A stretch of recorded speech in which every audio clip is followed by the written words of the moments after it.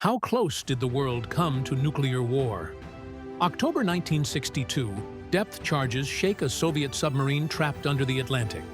The captain grips the key to launch a nuclear torpedo. Silence falls. One officer says no, and that single word stops the end of civilization. If that moment made you pause, hit like right now. And subscribe so you never miss the stories where one decision changes everything. It started with a picture.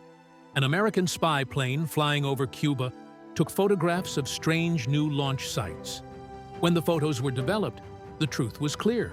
The Soviet Union was building nuclear missile bases just 90 miles from the United States. President John F. Kennedy had to decide what to do.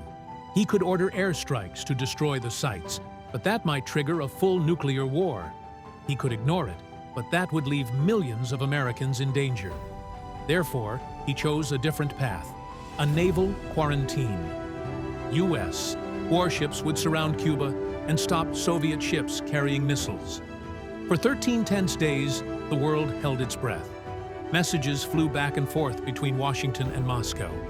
Some sounded angry, almost like threats. Others sounded desperate, asking for peace. But no one knew which message truly showed the Soviet leaders' intentions. A single wrong reply could set off a chain reaction. Then came the most dangerous day, October 27th, later called Black Saturday. An American spy plane was shot down over Cuba. Another strayed into Soviet airspace by mistake. At sea, Soviet ships kept sailing closer to the U.S. blockade. Each move increased the risk of war. And deep under the ocean, a Soviet submarine was cornered. The crew thought war had already started. The captain prepared to launch a nuclear torpedo. But Vasily Arkhipov, a fellow officer, refused to approve the launch. Therefore, the torpedo stayed locked, and the world was saved by one man's calm judgment. Quick question for you in the middle of this story.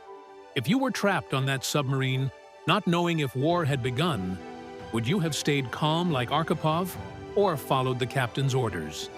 Comment below. I'm curious to see your answers. In the end, Kennedy answered the softer of the Soviet letters. Publicly, the U.S. promised not to invade Cuba. Secretly, America also agreed to remove older missiles from Turkey. Therefore, Khrushchev agreed to pull Soviet missiles out of Cuba. The ships turned back, the bases were dismantled, and the world stepped back from the edge. The Cuban Missile Crisis proved something simple, but powerful.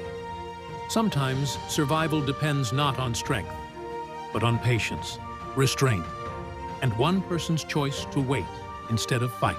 So here's the question.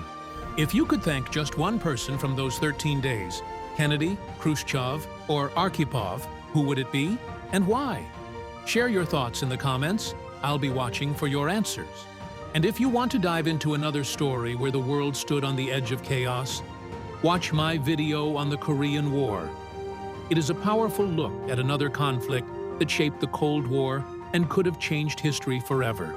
Remember, a photograph, a letter, and one whispered no kept civilization alive.